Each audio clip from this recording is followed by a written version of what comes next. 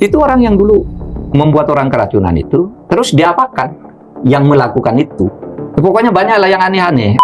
Sekarang sudah ada motor listrik, ada kaos kaki 100.000. Ini kaos kakiku ini 100.000 dapat 3, kan bagus. Bagaimana kasus Del Pedro? Del Pedro ini adalah kasus politik. Kasus Pak pemerkosaan terhadap seorang wanita remaja di Jambi umur 18 tahun, sanksinya sangat ringan, ya. Sangat ringan, hanya minta maaf dan isolasi kalau nggak salah 21 hari. Polisi memperkosa dan disaksikan oleh polisi lain yang hanya menonton, tidak menolong, membiarkan kejahatan yang terjadi di depan matanya, padahal itu tugas polisi. Iya kan? Dia melanggar kewajiban hukum.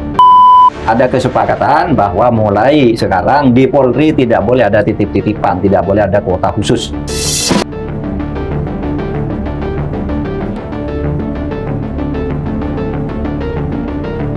Halo, saudara semua. Senang bisa menyapa dan bertemu kembali dengan Anda di podcast Terus Terang. Di forum podcast ini, saya selalu berusaha untuk berbicara jujur apa adanya dan terus terang. Juga ingin berbagi pandangan tentang politik, hukum, dan pemerintahan. Bismillahirrahmanirrahim. Simak dan ikuti pembahasan ini sampai akhir, agar Anda mendapat pemahamannya secara utuh. Baik, mari kita mulai. Silakan apa saja pertanyaan yang masuk dari sebelum mulai pertanyaan, saya mau ngasih tahu kepada audiens Pak Mahfud baru landing dari Mataram. Jadi ini agak-agak larut nih kita kita rekamannya agak larut. Iya, saya tadi memberi kuliah. Ya. Baru pulang kampus itu ya.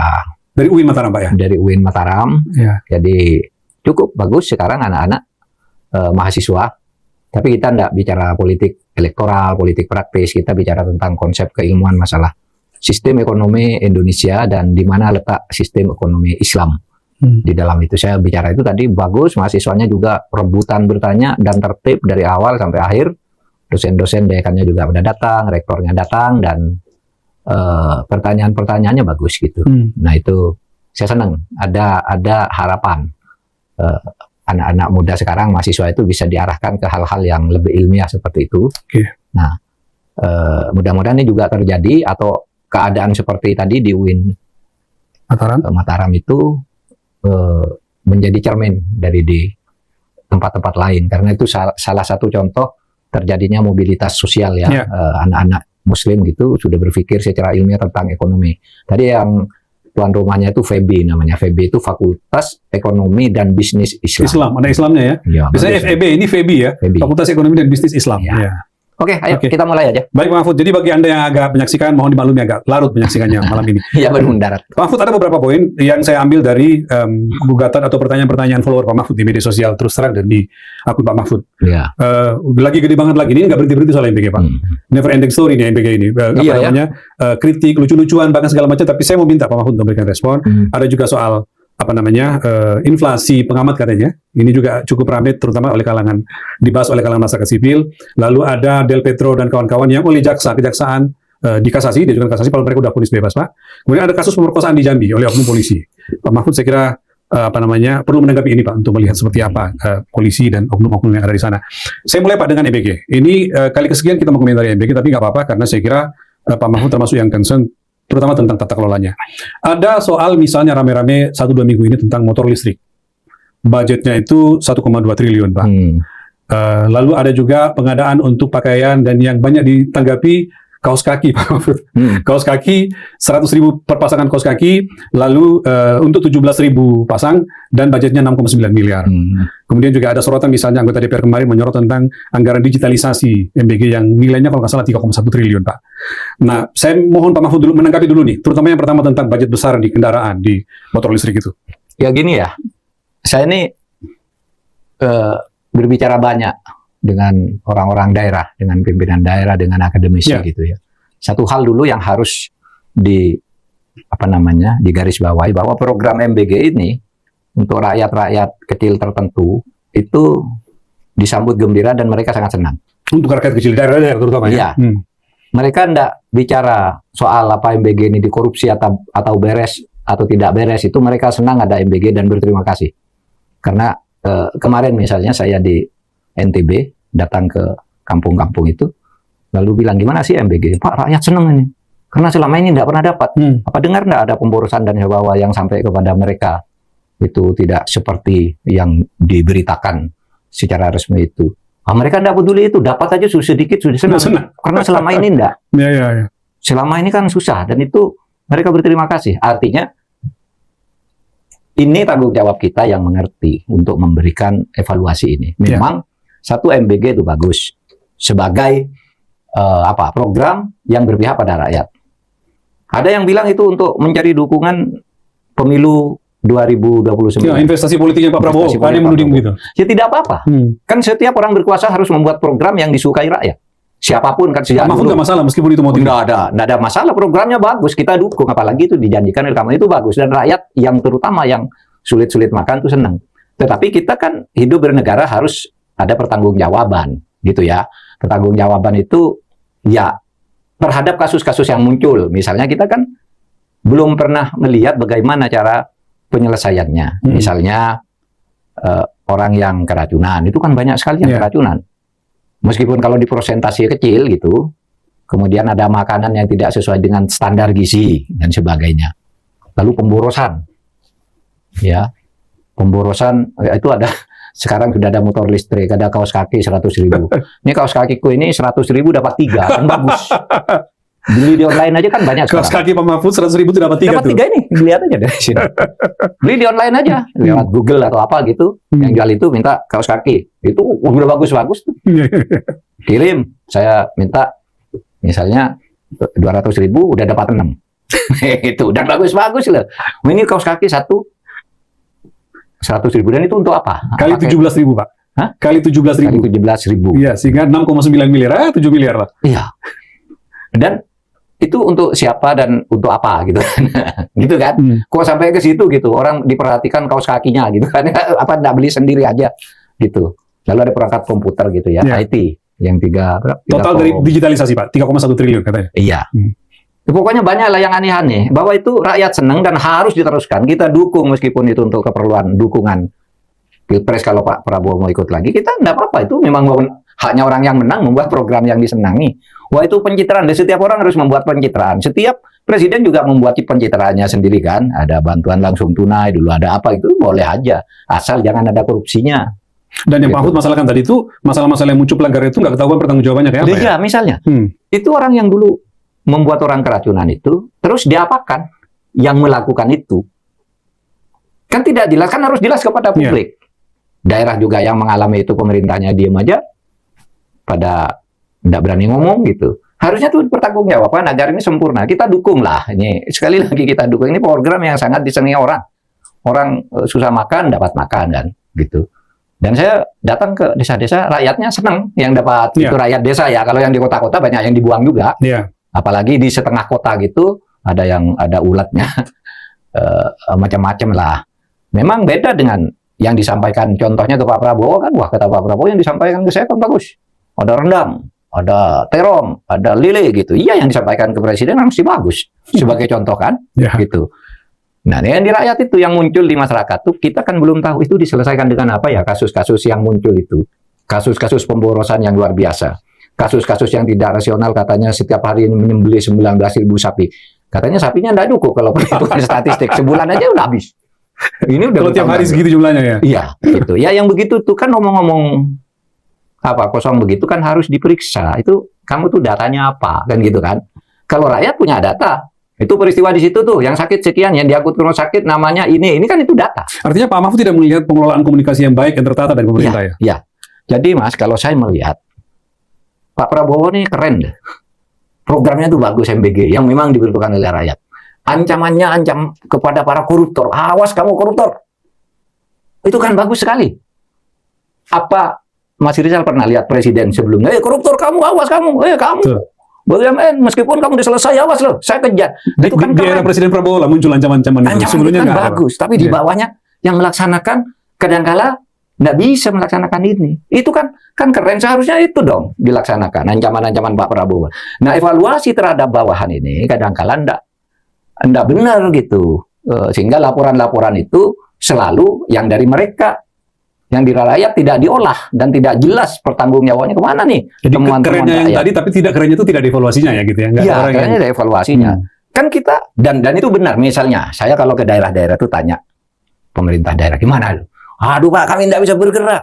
Ini apa efisiensi, anggaran kami dipotong dari sekian-sekian, kami tidak bisa bergerak ini. Makanya di berbagai daerah lain tuh banyak korupsi itu karena harus cari sendiri. Nah, diambil semua oleh pusat untuk MBG lah, untuk itulah macam-macam. Tapi lalu saya pikir keren juga Pak Prabowo. Benar.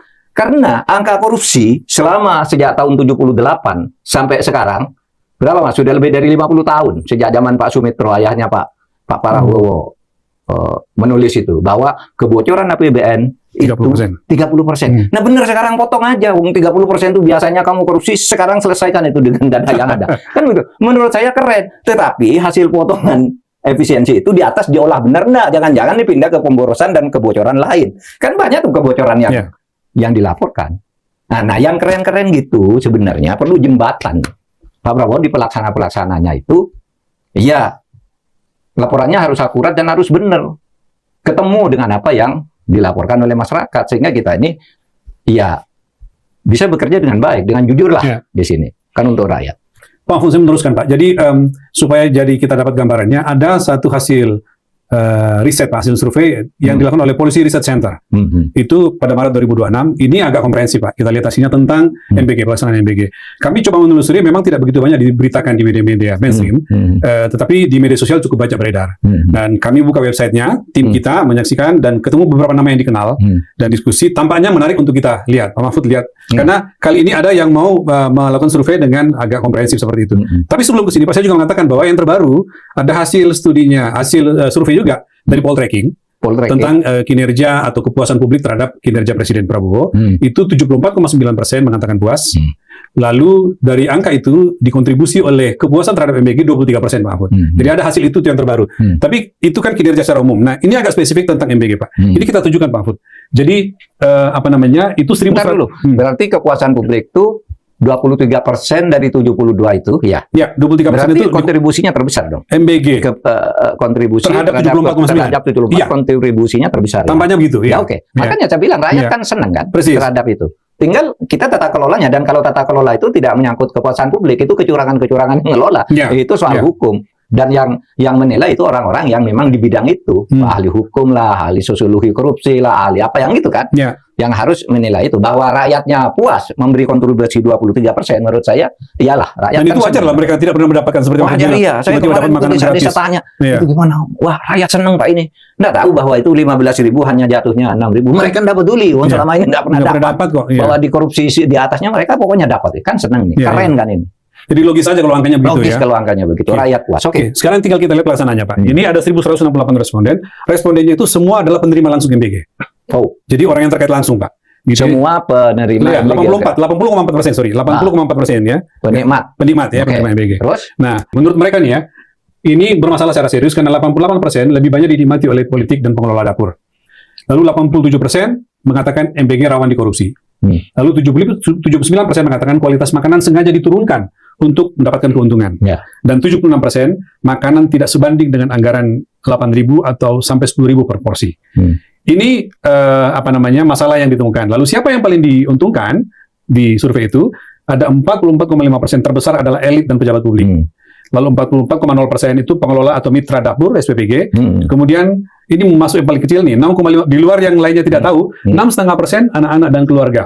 Hanya 6,5%. Padahal ini kan harusnya penerima manfaat terbesar. Apa komentar Pak Mahfud melihat ini? Ini agak beda dengan temuan Poltreking tadi ya. Ini agak negatif. Ya memang kalau isu-isu yang berluar, yang kita baca di media pemberitaan setiap hari mengenai MBG itu kan memang banyak elit dan pejabat politik yang terlibat di situ. Bahkan ada elit yang punya sekian dapur gitu kan. Dan keuntungannya kan besar banget tuh. Kemarin tuh saya ketemu tadi malam makan malam dengan orang di NTB, beberapa orang dia nraktir makan gitu. Pak, ini sudah layak nraktir makan, sudah punya dapur. Keuntungannya setiap bulan sudah ratusan. Sudah bisa jadi candaan di berbagai daerah ya. Iya, kamu punya dapur, iyalah dapat katanya, alhamdulillah katanya. Ayo makan. Itu kelas ekonomi baru itu. Iya, ya itu yang punya dapur itu ya banyak. Ini pemain-pemain aktivis yang tadi malam saya ketemu itu. jatuh tepat. Artinya dapur itu memang sudah dinikmati oleh orang-orang elit, hasilnya oleh elitnya karena di samping dapat keuntungan yang sifatnya tetap dari kontrak itu juga setiap harinya dapat besar juga tuh gitu. Nah tapi oke lah rezeki dia, cuma menurut saya ini harus dilihat apa benar itu 44,5% jatuh dinikmati oleh elit dan pejabat, kan harus dievaluasi nih oleh pemerintah. Ya. Nggak boleh dong begitu. Ini sebagai masukan yang mestinya bisa dilihat. Iya, masukan agar diratakan ke orang lain dan secara lebih profesional, jangan pakai perkonjoan gitu. Ini dapat, itu dapat, ini punya prospek politik begini, kasih, ini nggak boleh dan seterusnya. Mungkin pemerintah perlu mengundang pihak pensurveinya ini, polsternya untuk menjelaskan seperti apa data yang didapatkan ya. Policy Research Center ya. Policy Research Center ya. Iya. Apa itu? Ini lembaga baru, Pak. Lembaga baru yang relatif baru, meskipun basisnya kalau kita buka websitenya, orang-orang yang punya background di penelitian memang. Gitu. Jadi orang-orang itu pernah terlibat. Iya, setidaknya memungkinkan untuk kita diskusikan. Oke, tapi ini masukan lah bagi pemerintah itu. Pengelola mitra dapur SPPG 40% yang menikmati. Sementara anak-anak itu 6,5%. Hanya 6,5%. Nggak, artinya ini mengkonfirmasi dari selama ini kritikan yang muncul. Ya, ini kritikan yang muncul di media sosial maupun di media massa. Kan begitu kan yang muncul berita-berita itu. Ya mungkin saja ini bernilai sekali sebagai masukan bahwa masyarakat tuh menilai begitu, meskipun kita kan tidak baca ya risetnya, komposisi respondennya itu apa, siapa saja gitu ya. Kita lihat ya Pak, berikutnya ya. Ini slide berikutnya. Nih. Ini bukan sekedar urusan teknis, tetapi masalah tata kelola dan struktur kekuasaan. Menurut hasil penelitian, krisis tata kelola, Pak, kebijakannya top down, partisipasi publik lemah, transparansi biaya tidak ada, dan pengawasan tumpul. Betul itu. Ya kan, Pak? Yang selama ini Pak Mahfud, selama ini ya. Kritik ini tata kelolanya. Ini tata kelola ya. Programnya keren, gitu. Terutama rakyat selama ini dapat seneng. Tapi Pak, tata kelolanya, kalau ada kasus penyelesaiannya rakyat tidak tahu. Gitu kan? Itu apa tuh? Ada kasus begitu, penyelesaiannya gimana tuh? Kan gitu kan tidak tahu. Kan harusnya kalau ada masalah hukum, kita belum melihat ya, kita melihat Kejaksaan Agung sekarang tuh bagus tuh, ngejar-ngejar koruptor di berbagai daerah. Tapi yang isu-isu begini, siapa yang ngejar ini? Kan ada masalah perhitungan tuh, ya kan? Apakah yang begini dilindungi dari kekebalan hukum? Kan lebih baik nggak usah dilindungi, ayo perbesar nih manfaatnya gitu. Tapi tata kelolanya yang benar dong. Sampai ada teman yang mengatakan gini, ini kalau pemerintahan berganti, bisa jadi tiba-tiba nanti ditemukan banyak sekali masalah hukum dari program-program ini. Ya. Bisa begitu ya Pak? Ya bisa kan, selalu terjadi begitu. Terjadi begitu. Ini yang sekarang banyak orang masuk penjara, masuk KPK, apa itu kan dulu aman-aman saja. Ya, rezim berganti. Karena rezim berganti dibuka. Gitu. Kan lebih baik dari sekarang ditata agar meninggalkan kenangan yang baik bagi penegakan hukum dan tata kelola pemerintahan yang bagus gitu. Terus apa lagi itu? Struktur rente. Jaringan politik menguasai dapur SPPG, kontrak berbasis relasi, potensi markup dan rente. Ya. Itu kan jaringan politik, ada orang parpol, kemudian ada anggota DPR, anggota DPRD, aktivis, LSM, penguasa daerah gitu ya. Dan seterusnya itu. Ini juga harus struktur rente ini harus ditata. Tata kelola, struktur rente ini sudah bagus nih. Rumusan abstraksi persoalannya diangkat begitu. Penelitian ini bagus karena ini yang selama ini datanya tercecer. Ya kan di berbagai berita. Itu kan data juga tuh pemberitaan. Karena tidak pernah ada yang bantah kasus ini. Kan tidak pernah yang bantah, lalu diabstraksi melalui riset. Muncul 3 masalah ini kan. Tata kelolanya tidak benar, struktur rentenya juga begitu, lalu rantai distribusinya panjang ya. Panjang banget. Anggaran negara, APBN ke BGN, BGN ke koordinator wilayah, lalu lanjut ke dapur SPPG, lalu sampai kepada penerima. Akibatnya biaya terpotong dari rantai itu, kualitas makanan turun, gizi jadi tidak terpenuhi. Ini kesimpulan dia. Iya, saya kira ini masukan juga. Menurut saya masukan yang bagus untuk MBG yang memang tidak bisa disalahkan lah, orang buat program kan bisa aja. Setiap orang bisa program kalau sudah mempunyai kekuasaan politik dan menang pemilu, silakan, nggak boleh dilawan. Hukumnya kan begitu. Siapa yang menang dia yang menentukan. Lanjut rakyat mengawasi. Kita lanjut ya Pak. Ini sikap publik terhadap program 97,8% memilih bertindak, 2,2% pasrah. Nah, cara bertindaknya, cara meresponnya Pak, 31,1% itu aksi kolektif. Itu dengan petisi, advokasi, dan diskusi publik. Lalu 29,4% yang nilainya hampir sama itu lewat medsos. Ini mungkin yang perorangan Pak. Keluhan-keluhan, foto dan segala macam itu dikomentarin gitu. Lalu 27,9% itu kanal resmi pemerintah. Yang masuk ke kanal pemerintah malah paling kecil. Meskipun sebenarnya cukup berimbang sih Pak. Cukup berimbang. Artinya orang mau juga memberi saran kepada pemerintah melalui kanal resmi. Tapi kita belum pernah mendengar apa sikap pemerintah terhadap setiap ini kan gitu kan. Betul Pak. Follow up gitu maksud saya. Persis. Ya kan? Hanya dijawab itu kan hanya sekian persen ya yang gitu. Tapi bagaimana sebenarnya tata kelolanya? Pertanggungjawaban keuangan dan sebagainya. Kita kan, nah ini kan selama ini KPK, Kejaksaan, Polisi belum ada yang memeriksa ini, ya kan? Harusnya kan juga mulai diungkap kalau ada kesalahan agar baik gitu. Nah ini hasil akhirnya Pak, sikap terhadap kelanjutan program itu 80% responden tidak mendukung MBG dilanjutkan dalam bentuk seperti sekarang. Dalam bentuk seperti sekarang Pak. Ya. Nah 20% mendukung lanjut tanpa ada perubahan. Artinya apa? Kalau ada perubahan bentuk, tentu angka ini berubah kan Pak. Ya. Kira-kira gitu ya. Nah rekomendasi utamanya, hentikan sementara program dan melakukan evaluasi menyeluruh oleh lembaga independen, melibatkan peneliti, ahli gizi, masyarakat sipil, bukan hanya oleh BGN. Ya. Pak Mahfud berpandangan sama dari sisi rekomendasi setuju, ya? Setuju. Kan kita minta agar segera dievaluasi dulu. Bahwa program itu paten, iya, tapi dievaluasi dulu. Ini banyak masalah dalam perjalanan ini, terutama dari segi anggaran yang begitu besar, dianggap menyedot anggaran-anggaran lembaga lain gitu, yang misalnya tidak logis lah. Bank Dunia menyatakan jumlah orang miskin di Indonesia 172 juta.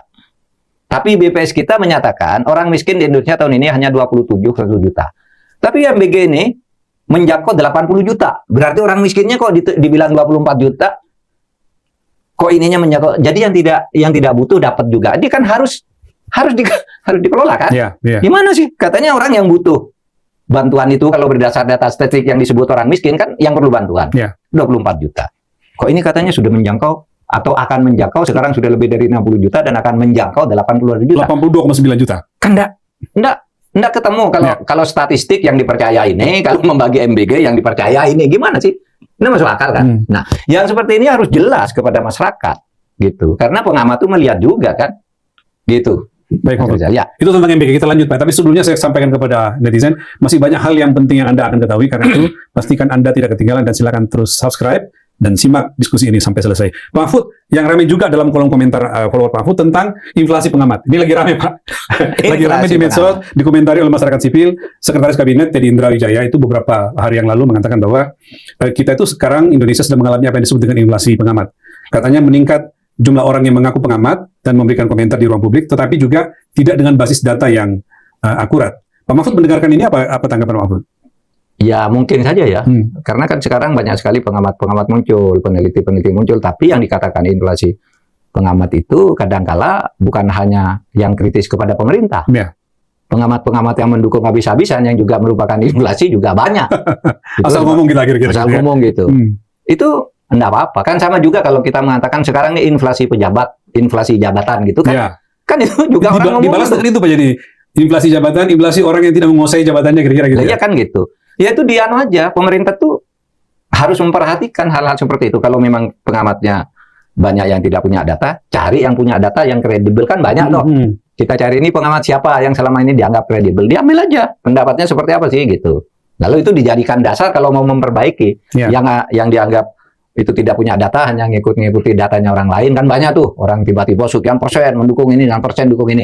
Itu kan intelektual tukang, kan sudah kita pernah bicara di sini. Sekarang ini banyak intelektual tukang gitu, membuat hasil penelitian, hasil pengamatan itu karena dibayar atau karena kedengkian politik, itu banyak gitu. Tapi kan ada public common sense, ya kan? Public common sense yang bisa dilihat dari pengamat-pengamat yang punya kredibilitas. Punya track record di bidang penelitian, di bidang kerja-kerja sosial dan sebagainya. Nah itu kan banyak juga. Kalau ingin baik kan tidak usah menghitung jumlah pengamatnya, substansinya apa? Nah itu dia Pak pertanyaannya. Iya, kenapa pemerintah melihat orang-orangnya siapa, bukan melihat substansinya apa? Sehingga melakukan koreksi ke dalam gitu. Ya enggak apa-apa. Orang bicara begitu, ada orang yang berbicara berbeda, namanya bernegara juga kan, demokrasi. Tapi saya melihat, Pak Mahfud kan pernah jadi Menko Polhukam. Saya ingat waktu itu ketika orang rame-rame melihat bagaimana kritiknya keras orang-orang seperti Rocky Gerung dan segala macam, Pak Mahfud justru mengatakan harus terus berteriak seperti ini. Kalau enggak saya justru nganggur nih. Masyarakat sipil harus banyak ngomong supaya saya tahu apa yang perlu diperbaiki. Kira-kira gitu. Saya dulu kan rutin ngajak masyarakat sipil ke kantor saya, ngomong kritik saya bilang. Karena kalau Anda diam aja, saya nggak kerja dengan bagus, nggak bisa kerja secara bagus, hanya menikmati aja jabatan. Dan berdebat dengan data ya? Tapi debat data, saya bisa membantah Anda habis-habisan. Kalau Anda keras, saya bisa keras, kan gitu. Kan tidak apa-apa, hidup kan. LSM itu punya tempat untuk berteriak tanpa hilang di udara, tapi masuk ke tempat yang di pemerintah. Biasanya kalau sudah diberitahu gitu, mengerti juga.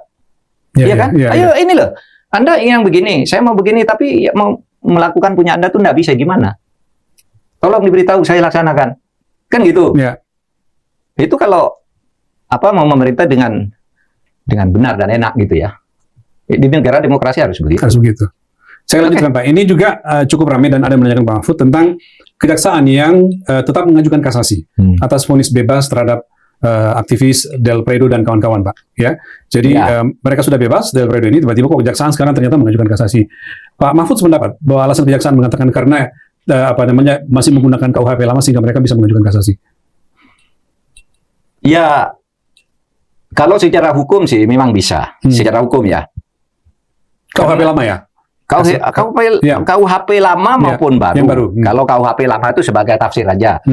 Orang yang diputus bebas tidak bisa banding. Lalu jaksa bilang ya kalau tidak bisa banding kasasi aja. Itu banyak yang langsung dilakukan begitu. Nah, memang ada dilema gitu. Karena persoalannya itu terkadang jaksa harus melakukan itu. Ya, terhadap putusan bebas itu. Putusan bebas itu ada yang satu karena tidak terbukti melakukan tindak pidana, dua karena bukan kasus pidana. Dan jaksa harus melakukan perlawanan terhadap orang yang dibebaskan atau tidak dianggap ini karena misalnya selalu begitu itunya harus selalu begitu dilemanya jaksanya. Bukan karena harus selalu melawan setiap putusan hakim, tapi ada dilema. Kadang-kadang yang misalnya hakimnya salah. Yang kasus ingat si KSP Indosuria. Oke, Koperasi Indosuria. Iya, Koperasi Simpan Pinjam Indosuria Cipta yang dipimpin oleh Henry Surya. Pada waktu itu sejak mulai dari penyidikan itu sudah mencurigakan karena sekretarisnya tidak jadi tersangka, ini sudah masyarakat berita jadi tersangka, akhirnya bebas. Bukan bebas gitu, unslah namanya. Unslah itu artinya ini bukan tindak pidana, ini masalah hukum koperasi, perdata gitu. Nah, padahal itu penipuan. Jaksa waktu itu kan masih ingat ya, ketika diputus siang, wah saya panggil Bareskrim, terus Jampidum, dan semua langkah yuk rapat di tempat saya. Ini bebas, padahal rakyat itu ditipu triliunan oleh koperasi ini. Caranya dua, diputuskan. Satu, langsung kasasi. Udah bebas tuh, udah bebas yang di Surya. Langsung kasasi. Yang kedua, karena ini kasusnya di berbagai tempat banyak, dibuka lagi kasus pidana di berbagai kota. Bisa muncul lagi di berbagai kota. Muncul lagi kan. Pokoknya kita protes ini, nggak masuk akal putusan kayak gini. Akhirnya kasasi, ini sambil dibuka lagi, ditangkap lagi, dihukum 18 tahun, sampai sekarang masih mendekam di situ. Padahal tadinya udah bebas tuh ya? Tadinya udah bebas, sampai sekarang. Kalau enggak dibuka lagi, karena penipuannya banyak di berbagai tempat. Waktu itu, bagus, Pak Bareskrimnya, Pak Andrianto itu, siapa? Udah banyak tuh laporannya di tempat saya. Iya, yang sekarang menteri. Bagus Pak, udah Pak, diumumkan, pokoknya lagi, udah. Mahkamah Agung keder juga tuh. Oh iya ya, gitu. Muncul di sana, nanti terbongkar kasus-kasus lain, gitu. Jadi, unslah itu langsung kasasi. Kasus yang kedua, kasus minyak goreng ya. Kasus minyak goreng itu yang melibatkan Wilmar Group, Permata Hijau Group, Musim Mas Group. Itu kan unslah juga. Dianggap bukan pidana. Ternyata hakimnya, Yuyanto dan kawan-kawan itu melibatkan 4 pengadilan. Itu menerima suap. Masa Anda naik? Oh, jaksa, kasasi. Iya kan? Hakimnya sekarang ditangkap, diadili, gitu. Nah, kasasi tentang ini kita belum dengar putusan Mahkamah Agung. Tapi menurut saya ya harus kan sudah jelas tuh putusannya karena suap, karena uangnya udah dikembalikan kan. Lalu Wilmarnya sendiri sudah nyetor 11,2 triliun kan. Ya berarti ada kesalahan di situ dong. Gitu. Nah, bagaimana kasus Del Pedro? Del Pedro ini adalah kasus politik, bukan kasus korupsi, bukan kasus penipuan. Dan itu masyarakat dari sudut politik secara publik. Nah itu salahnya apa? Gitu kan? Itu kan bagian dari 3.200 orang yang ditangkap, yang dianggap mau melakukan kerusuhan, aksi kekerasan. Nah di pengadilan ternyata hakim bilang tidak bebas, tidak terbukti. Itu bebas, bukan unslah loh. Ada bedanya free pass dan unslah itu. Kalau free pass itu nggak terbukti.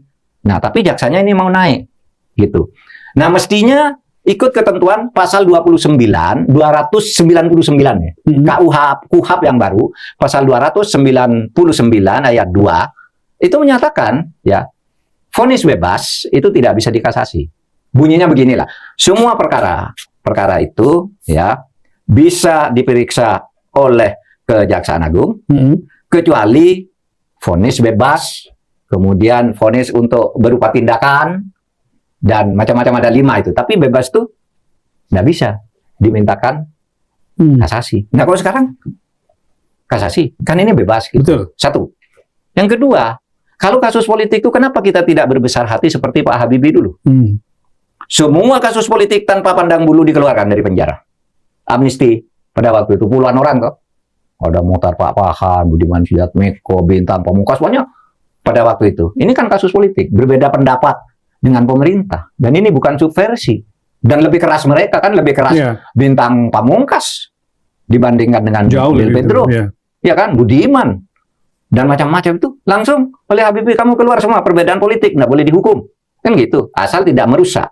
Nah, oleh sebab itu kita berharap Mahkamah Agung juga bisa mempertahankan jiwa pasal 299 ayat 2 ini untuk masalah-masalah yang menyangkut dakwaan karena perbedaan politik.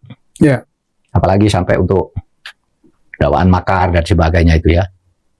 Ya orang harus hukum dong kalau bersalah gitu.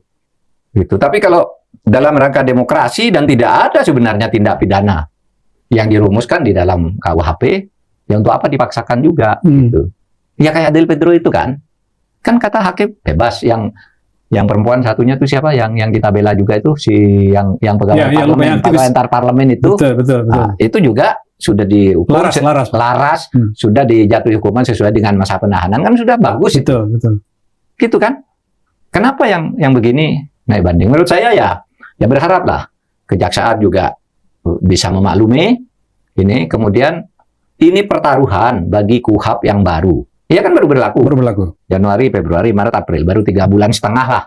Ini berlaku kan, lalu ada kasus gini. Nah, kalau Mahkamah Agung goyah, ini entah karena apa ya mundur lagi kita. Punya KUHP yang sudah bagus. Bagus begitu ya. Saya kira DPR juga perlu, menurut saya, memberi pernyataan politik, bukan menguji proses hukum, tidak boleh DPR, tapi memberi pernyataan politik. Maksud kami begini loh, diskusi-diskusinya gitu.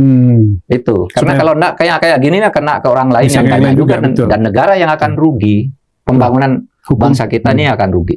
Oke, Pak. Gitu, ya, ini masih ada satu topik lagi, Pak, tentang dugaan keterlibatan polisi. Ada kasus, Pak, pemerkosaan terhadap seorang wanita remaja di Jambi umur 18 tahun.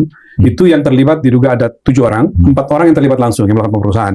Dari 4 itu 2 orang oknum polisi, terus 2 warga sipil. Nah, 3 lainnya menyaksikan, Pak. Nah, yang 2 oknum polisi ini, yang 4 tadi terlibat langsung itu sudah dipecat PTDH, Pak. Itu. Tapi 3 orang yang lain itu dalam sidang kode etik gitu, Pak, itu sanksinya sangat ringan, ya. Sangat ringan, hanya minta maaf dan isolasi kalau nggak salah 21 hari. Nah, keluarga korban, orang tuanya itu protes, merasa tidak sepantasnya itu, hukumannya sangat rendah.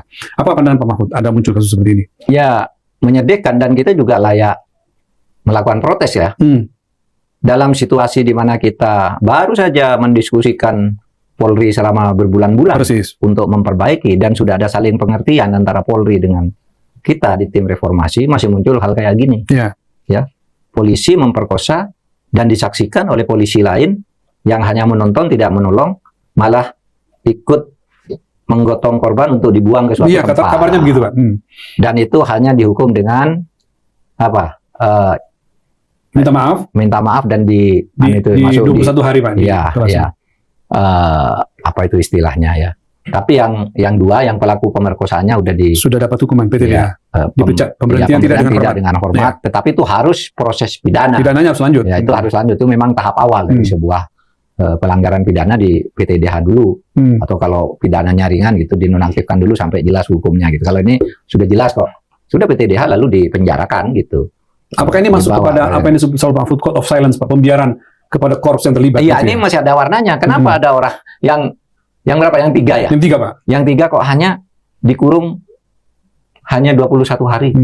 Itu kan membiarkan kejahatan yang terjadi di depan matanya, padahal itu tugas polisi. Iya kan? Dia melanggar kewajiban hukum polisi itu. Kok hanya dibegitukan? Apalagi ikut menggotong gitu. Nah, itu yang disebut code silent. Kesepakatan diam-diam untuk saling melindungi, menutup institusi. Tapi saya kira Mabes atau Polri lah, nggak usah Mabes terlalu kan itu di daerah. Polda lah paling nggak, itu harus melakukan tindakan yang lebih tegas, dan kita setuju dengan ibu si korban ini yang melakukan protes dan minta tolong ke Hotman Paris katanya ya. Iya, menyampaikan video dan minta kepada Hotman Paris untuk membantu. Hotman Paris dia jernih kalau pikir gitu, dan cukup cerdas, cukup tegas juga. Saya berharap Hotman Paris ya bantu orang ini gitu. Saya setuju. Semuanya harus protes yang kayak gini. Kita lihat aja besok Hotman Paris jumpa persnya mau bicara apa. Ya, kabarnya akan ada jumpa pers. Ya. Gitu. Saya terakhir Pak Mahfud. Jadi ini Bapak menyinggung tadi tentang reformasi Polri. Ada yang cukup melegakan hari-hari yang kita dengarkan ketika pimpinan Polri mengatakan bahwa rekrutmen Akademi Kepolisian Akpol tahun ini itu akan berlangsung transparan, akuntabel dan bersih tanpa melalui jalur reguler. Tanpa melalui jalur non khusus gitu ya. Jalur non khusus. Melalui jalur reguler kira-kira gitu, tanpa ada kuota khusus. Tanpa kuota khusus. Nah, itu diulangi Pak 2 kali tanpa kuota khusus. Ini apa sesuatu yang baru atau seingat saya dulu Pak pernah mengatakan bahwa ini didiskusikan di komisi? Iya, dulu ramai tuh di komisi, kita berbicara dengan Polri dan Polri semua setuju. Kapolri juga setuju. Iya Pak, kami senang, nggak ada titip-titipan, tapi harap para politisi jangan nitip dong. Kami kan. Jadi kalau dibilang ini buah dari rapat-rapat di komisi informasi ya. Ini kesimpulan yang diumumkan lebih dulu. Oh, oke, ini salah satu kesimpulan. Nanti pada waktu itu kita umumkan dulu ya sebelum yang lain diserahkan ke Presiden. Yang ini ada kesepakatan bahwa mulai sekarang di Polri tidak boleh ada titip-titipan, tidak boleh ada kuota khusus. Kalau setiap politisi ini nitip, parpol nitip, menteri nitip, bupati nitip, ini nitip, akhirnya rakyatnya ada kebagian, sehingga semuanya titipan-titipan. Nanti nilainya pun jadi titipan-titipan lagi. Iya. Orang yang ini dari data daerah timur, yang masuk orang Jakarta pindah ke timur, lalu mendaftar dari situ, dari daerah terbelakang gitu. Nah, supaya itu betul. Dan menurut saya ini bagian dari komitmen kita, Mas Rizal, dengan Polri waktu berdiskusi gitu. Memang setuju kok, nggak boleh ada titip-titipan gitu, tapi semuanya harus disiplin gitu. Bahwa kami dilarang oleh kewajiban kami untuk menerima titip-titipan gitu. Ya, yang menarik karena diumumkan melalui jalur reguler. Berarti secara tidak langsung mengatakan yang sebelum-sebelumnya ada jalur non reguler. Memang ada pengakuan diakui, gitu ya. Memang diakui. Dulu ada karena ada memang khusus, ya? Iya, harmonisasi lingkungan kerja gitu. Artinya memang ada jumlah-jumlah tertentu pada waktu itu yang sering dipakai. Oh ini Pak ini gitu. Dicarikanlah akal lalu diberi. Kalau gitu Kapolri punya jatah sekian, ini sekian. Nah sekarang itu ditiadakan agar kalau kita lihat sekarang kan yang masuk Akpol itu kan banyak anak-anaknya polisi. Iya, pejabat lah polisi gitu. Kok seperti jabatan turun-menurun, turun-temurun gitu. Nah, agar Indonesia baik, cari polisi-polisi yang baik. Banyak orang yang mau jadi polisi itu, tapi kadang-kadang terhalang oleh hal-hal seperti itu. By the way, kapan ada kabar Pak Presiden akan menerima komisi? Sampai sekarang belum ada kabar? Belum ada kepastian, tapi ada informasi aja. Sepulang Presiden dari Jepang katanya akan segera dijadwalkan. Sepulang dari luar negeri ini. Jadi saya ulangi lagi bahwa kerja kami itu sesuai dengan permintaan Presiden, 3 bulan udah selesai. Ya. Dulu kan dilantik 7 November. Berarti 7 Februari laporan. Tanggal 2 Februari kita udah kirim surat minta menghadap untuk laporan. Nah, 2 Februari sampai sekarang 14 April itu belum dijadwalkan. Oke, mudah-mudahan Pak kita tunggu kalau gitu. Ya, kita tunggu aja. Tapi seumpama tidak juga sih kalau saya ya terserah Presiden. Kita kan hanya diminta. Ya itu jawaban Pak Mahfud selama ini. Nah kan begitu kan. Saya kan diminta. Kalau Presiden juga merasa wah udah cukup sekarang nggak usah diteruskan. Ya nggak ada apa-apa juga. Untuk apa kan? Kita juga tidak rugi dan tidak untung dari peristiwa itu. Tapi bangsa dan negara ini yang menanggung untung ruginya dari itu. Oke Pak. Ya, negara bisa kuat kalau dipercaya. Pertanyaannya apakah kepercayaan itu hari ini masih terjaga? Silakan Anda berikan pendapat dan tulis di kolom komentar. Pak Mahfud, silakan Pak. Kembali. Ya, sekian saudara, terus terang edisi minggu ini. Sampai ketemu dan jangan lewatkan pembahasan isu-isu aktual berikutnya. Dari semua persoalan yang kita ulas tadi, kemarin dan yang akan datang, apakah ini masalah kebijakan atau sudah mencerminkan persoalan sistemik di dalam negara kita? Mari kita terus cermati ini. Tetapi apapun, jangan pernah lelah untuk mencintai Indonesia. Selesai.